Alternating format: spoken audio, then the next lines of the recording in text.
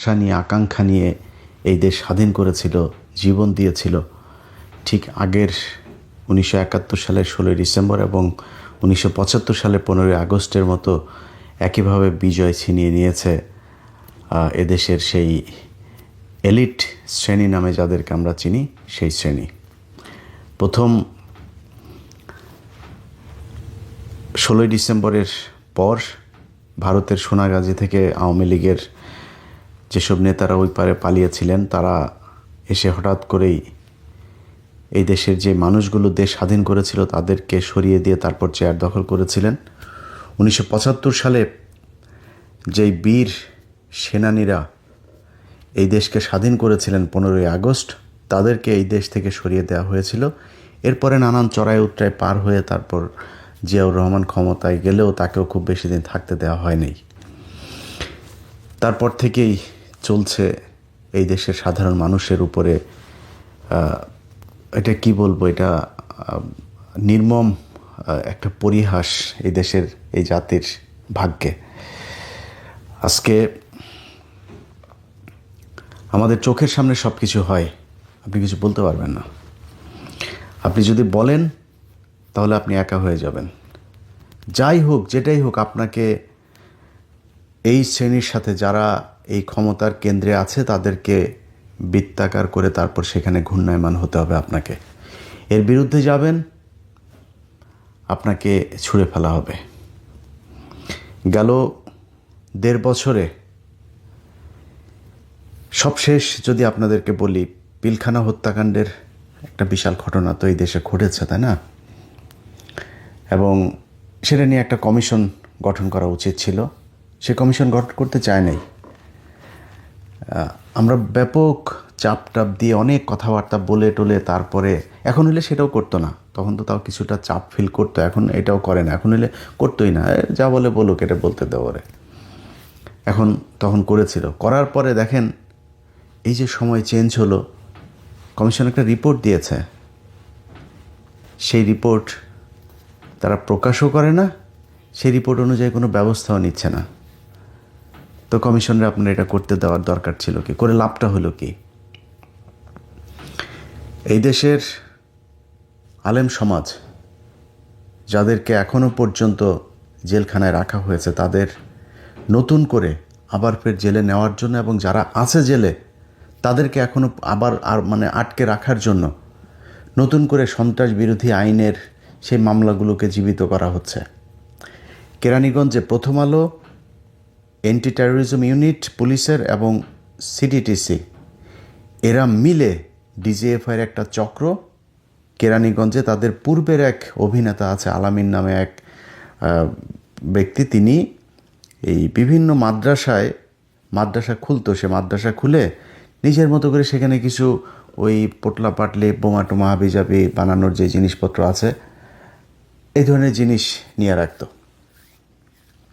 নিয়ে রেখে তারপরে একটা বোমা মারার হঠাৎ করে ছোটোখাটো একটা বিস্ফোরণ ঘটাইতো। এই মাদ্রাসার ভিতরে বিশাল বিস্ফোরণ ঘটেছে। তো সেই ব্যক্তিকে দিয়েই, সে ব্যক্তি 2017 সালে একবার মাদ্রাসায় এই কাজ করেছে, 2022 সালে একবার করেছে। তাকে আওয়ামী লীগ কখনো জেলে বেশি দিন রাখেন নাই। বর্তমান সরকারের সময় সে জেলের বাইরেই ছিল, তাকে হঠাৎ করে তাকে দিয়ে নতুন করে আরেকটা সেই একই ধরনের অভিনয় করানো হলো কেরানীগঞ্জে। সেই ব্যক্তি আলেমও না, কোনো ইসলামী দলেরও কোনো কিছু না। তাকে দিয়ে এটা ঘটানোর পরে প্রথম আলো বিশাল করে 5-6টা নিউজ একটার পর একটা এই নিয়ে ডিসেম্বরের 26 তারিখের ঘটনা করে আবার ফের বুঝাইতে চাচ্ছেন। সে পত্রিকার খবর হয়তো আমি কি বলছি আপনারা বুঝতে পারছেন, হয়তো অনেকে দেখেন নাই। আপনারা না দেখলেও এগুলো কিন্তু দূতাবাসে পাঠানো হয়েছে। ডেইলি স্টার, আবার প্রথম আলো এটা তো আবার ইংলিশে করে, ডেইলি স্টার হুবহু ওই নিউজই করে, ওইটা পাঠানো হয়েছে দূতাবাসে। দূতাবাস দেখছে 25 তারিখে তারেক রহমান দেশে ঢুকলো, আর 26 তারিখে আবার ফের শুরু হয়ে গেল। এই যে আপনাদেরকে যত তেলবাজিরাজি করছে না প্রথম আলো, ডেইলি স্টার, আপনারা এদের চেহারা খুব ভালো করে জানেন, কিন্তু ভুলে গিয়েছেন। কারণ কি?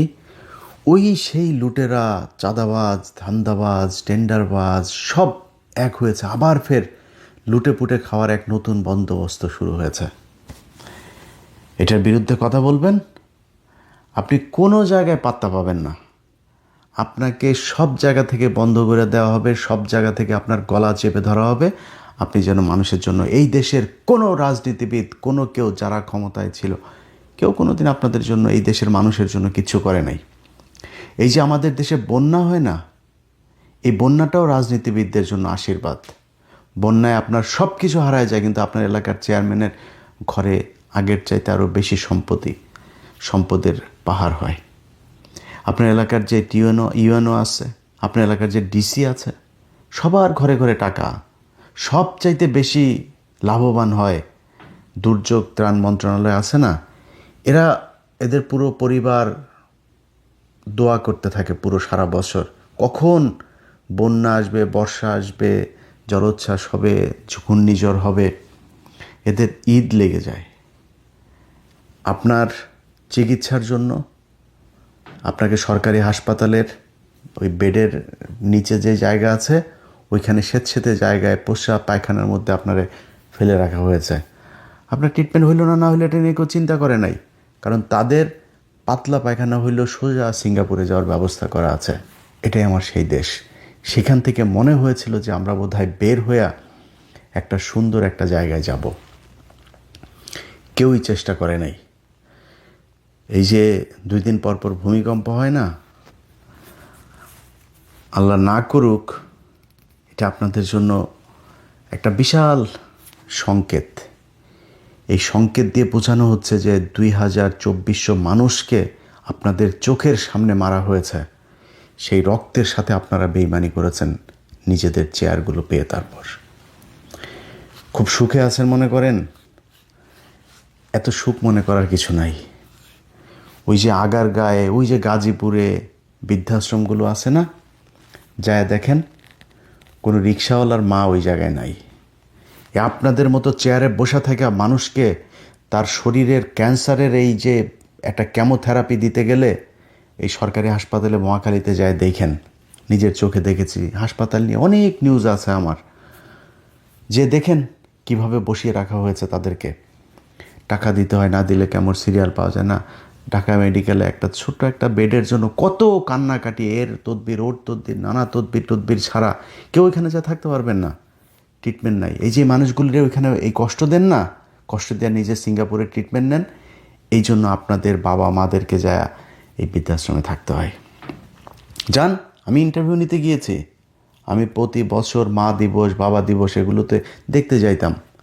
কোথায় গুলশানে বাড়ি, কোথায় অমুক বিশ্ববিদ্যালয়ের বিশাল বড় এক প্রফেসর, অমুক সেনাবাহিনীর ব্রিগেডিয়ার একজন, পুলিশের অমুক ডিআইজি, হ্যাঁ, এদের মারা, এদের বাপারা ওইখানে থাকে।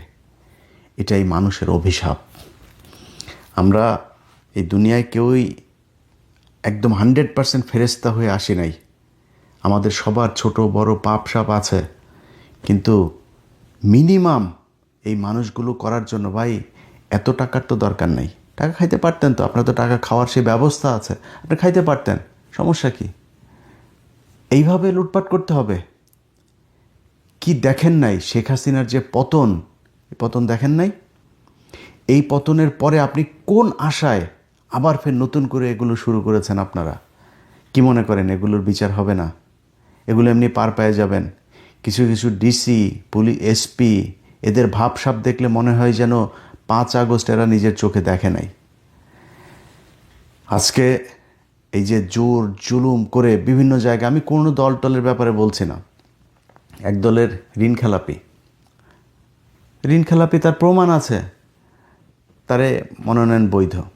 একজনের ছোট্ট একটা নামের বানান ভুল, বাদ, ওইটা ওনাদের যেমনে মনে চায় তেমনে করছেন। 5 আগস্ট দেখেন নাই? ওই যে সিরাজগঞ্জের ওইখানে এক থানার ভিতরে কয়টা পড়েছিল দেখেন নাই? এগুলো তো আপনাদের চোখের সামনেই ঘটেছে। সো আপনারা যদি মনে করেন যে সামনে যারা ক্ষমতায় আসবেন তারা আরেক শেখ হাসিনা হয়ে যাবেন, বাংলাদেশের মানুষ এটা খুব সহজভাবে মেনে নেবে না, এবং মানুষ এখন মানবেও না। এত ক্ষমতাশালী না, মানে হাসিনার পিছনে সারা পৃথিবী ছিল, এটা সত্যি কথা। এই যে মানুষ এই যে আলেমদেরকে মারতো না, মেরে মেরে মেরে মেরে তারপরে এই দেশটাকে বানানো হয়েছে একটা জঙ্গি রাষ্ট্র। এই জঙ্গি রাষ্ট্রকে বাঁচাইতে হলে কি করতে হবে? শেখ হাসিনাকেই রাখতে হবে। যদি না রাখো তাহলে তোমরা কিন্তু ওই দেশ কিন্তু জঙ্গি ধরে নিয়ে যাবে, এরকম এক চিত্র তুলে ধরা হয়েছিল। পাশের শক্তিশালী দেশ ভারত সর্বোচ্চ সাপোর্ট দিয়েছে তাদেরকে। আপনারা কোন দল, বিএনপি বা জামাত যে আসেন, আপনাদেরকে দিবে? করেন নাই, ঠিক করেন নাই। নিজেরা ঠিক হবেন এরকম কোনো আলামত নিজের চোখে দেখছি না। সব জায়গাতে একই অবস্থা, যা মনে চায়, যার যেভাবে মনে চায়। এই কয়দিনে কিছু জিনিস দেখলাম, শিক্ষা হইল যে যাদের ক্ষমতা আছে, ধরেন পুলিশের একজন অমুক বিশাল বড় এক অফিসার, ওনারা নিয়ে কিছু করতে যাবেন, আপনারা ফোন দিবে সেনাবাহিনীর আরেক অফিসার, সেনাবাহিনীর ওনারা নিয়ে করতে যাবেন দিবে বিশাল বড় এক ব্যবসায়ী। সব একই চক্র। শুনবেন না ওই সেনাবাহিনীরটা, শুনবেন না পুলিশের বিরুদ্ধে বলতে গিয়ে পুলিশেরটা ব্যবসায়ীর বিরুদ্ধে শুনবেন না, ওই ব্যবসায়ী খেপবে আপনার কাছে, পুলিশেরটা শুনবেন না, তাহলে সেনাবাহিনী। মানে আপনাকে এই চক্রের ভিতরেই থাকতে হবে। এই চক্র থেকে বের হবেন, আপনার জীবন শেষ। আপনি জীবনে কোনো দিন শান্তিতে থাকতে পারবেন না। বহুত কিছু ভাই, এই যে দেখেন না, এই যে জুলাই যোদ্ধা, এই যে সুরভি নামে এক মেয়েকে আপনার করা হলো, মেহেদি নামে একজনকে আপনার গ্রেপ্তার করা হলো। গতকালকে আমি বাংলা ভিশনের নিউজে দেখলাম, সেই নিউজের মধ্যে লেখা যে ওই এক জুলাই যোদ্ধা, তাকে খুঁজে পাওয়া যাচ্ছে। নিখোঁজ জুলাই যোদ্ধাকে পাওয়া গেল মাদক নিরাময় কেন্দ্রে। তো আমার কিউরিওসিটি জাগলো যে আসলে ঘটনাটা কি হয়েছে এখানে। আপনারা এবার খোঁজ নিয়েন, যারা এনসিপির বাইরে আছেন, কারোর পক্ষেও নাই ভাই আর বিপক্ষেও নাই ভাই, বলে টোলা আর কারোরে খেপাইতেও চাই না। কারণ আমি একদম আমার ভিডিওর ধরনই চেঞ্জ করে ফেলেছি। কারোর নাম ধরে কোনো কিছু বলবো না আর, কারোরে না। এই দেশের এই বিশাল চক্রের কাছে ভাই পরাজিত হয়ে গিয়েছে। এদেরকে আপনি যদি নাকি সমীহ করে না চলেন, এদের বিরুদ্ধে সরাসরি কথা বলবেন, আপনার কোনো অভিযোগ আছে এদের বিরুদ্ধে, সেটা আপনি প্রচার করবেন, প্রকাশ করবেন, সংবাদ করবেন, যাই করেন, এটার জন্য আপনাকে পে করতে হবে। এই ঝুঁকি কয়জন নিবে বলেন? কেন নিবে? কোনো কারণ আছে নাকি এত ঝুঁকি নেওয়ার? যদি ঝুঁকি নেওয়া কাজ হইতো, এই দেশে মানুষ জীবন দিতে পারে, জীবন দিয়ে দেখিয়েছে। কিন্তু সেই উপর তলার সেই লোকজনের কাছে আবার এই দেশের মানুষ জিম্মি হয়ে গিয়েছে। বলেন, এই 15টা বছর এই দেশের সমস্যাটা কি ছিল? এই দেশটা স্বাধীন হইল কেন? এই দেশে কি সমস্যা হচ্ছিল এটা জানেন কি না? আমি এই মূল আজকে এই যে বিপ্লবটা ব্যর্থ হইল, এটার মূল আমি দায় দিব হচ্ছে এই যে এনসিপির যে কজন আছে তাদেরকে। এনসিপির আজকে একজন নেতা, সে আজকে বলেছে আমার বিরুদ্ধে সে ব্যবস্থা নেওয়া চায়। তো উনি আমার বিরুদ্ধে এই ভালো হয়ে গেছে, তো এই জন্য বাজেভাবে বললাম না। উনি আমার বিরুদ্ধে কি ব্যবস্থা নিতে চায় এটা উনি ভালো করে বলতে পারবেন। তবে ওনাদের বিরুদ্ধে কি ব্যবস্থা সামনে হয়, এটার জন্য আমার মনে হয় আমার উপরে ভরসা করা লাগবে না, মানে আমার কিছু করা লাগবে না। এমনি আপনারা দেখবেন অনেক ব্যবস্থা আপনাদের বিরুদ্ধে নেওয়া হচ্ছে। মাত্র তো মানে ওই কি বলে হলফনামা আর হচ্ছে আয়কর রিটার্নের মধ্যে জালিয়াতি, টাকা পয়সা তো আরও আছে, ওগুলির ব্যাপার আসবে না সামনে। পাগলের মতো ঘুরতে থাকবেন, এই চরকার মতো ঘুরবেন পাগল হয়ে। তারা এখন আমারে এটার ব্যবস্থা চেয়েছে। ব্যাপারটা আমারের বিরুদ্ধে ব্যবস্থা না চায়া, মনে করেন আমি সরকারের সমালোচনা করেছি, বা ধরেন প্রথম আলো ডেইলি স্টারের ঘটনায় উস্কানি দেওয়ার কারণে নাকি আমার বাংলা এডিশন বন্ধ করা হয়েছে, ফেসবুক ডাউন করা হয়েছে, ইউটিউব ডাউন করা হয়েছে। বুঝলাম আপনি ডাউন করলেন, যদি এটা সত্যি হয়। তো শেখ হাসিনার এই যে বাংলাদেশ আওয়ামী লীগ, বাংলাদেশ ছাত্রলীগ, সব কটা পেজ, ওদের নেতা যারা আছে, এই যে আরাফাত সহ ওবায়দুল কাদের, সবার পেজ বাংলাদেশ থেকে দেখা যায়। সার্চ দেন, দেখা যায় কি না। সেখানে কি বলে, পুরো বাংলাদেশকে তারা করে দিতে বলে না, টার্গেট করে কাদের নাম বলে না, কি করতে হবে এগুলি বলে না। আমি এমনি ফেসবুক ইউটিউবে বহুত আছে, যে কারণে কথাবার্তা একটু সেন্সর করে বলছি আর কি বলে না শেখ হাসিনা। শোনেন না আপনারা কি করতে বলে, ধরে কি করতে বলে, শোনেন তো। তো তাদের পেজ আর ইউটিউব চ্যানেল কেন বন্ধ হয় না? সমস্যাটা হচ্ছে আপনি ওইসব নিয়ে যা মন চায় বলেন, রাষ্ট্র নিয়ে যা মনে চায় বলেন, আপনি ব্যক্তি যে দুর্নীতি করছে তার নিয়ে আপনি কিছু বলতে পারবেন না। এখন হাসিনার কথা তো কেউ শুনবে না, হাসিনার কথার বাংলাদেশে কোনো ইয়েও হয় না, কার্যকারিতাও নাই, ওইটারে নিয়ে কোনো পাত্তাও দেয় না, ওইটারে নিয়ে কিছু না করলেও সমস্যা নেই। কারণ আমরা যেটা বলি এটার তো মানে আবার মানুষের কাছে তো মূল্যায়ন আছে, মানুষ তো সেটা শোনে, মানুষ সেটার উপরে পদক্ষেপ চায়। এখন আমরা বললে সমস্যা, যে কারণে আমাদের কথা শোনা যাবে না। তো যেই এনসিপির যেই নেতারা আজকে আমাদের ব্যাপারে কথা বলছেন, আপনাদেরকে অনেক সময় দেওয়া হয়েছে ভাই, আপনাদের প্রতি আমি যে পরিমাণে ধৈর্য দেখিয়েছি এত ধৈর্য কারোরে দেখায়নি।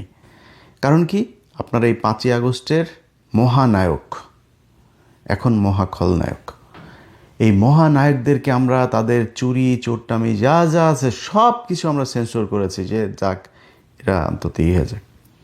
প্রথম দিকে আপনাদের মনে আছে না, দেশের সর্বোচ্চ আদালতের বিচারক 2 ঘন্টার নোটিশে বলল সব রাজুতে আয়, রাজুতে গেল, 2 ঘন্টার নোটিশে সব বিচারকদের করে দেওয়া হলো। আমি ওইটা বিরোধিতা না, ওইটাই করা উচিত ছিল। আওয়ামী লীগ যেটা বলে ওদের ক্ষমতা থেকে গেলে পরের দিন কি করতে হইতো, ওইটা করা উচিত ছিল, এটা করেন নাই বলে আজকে এই সমস্যা।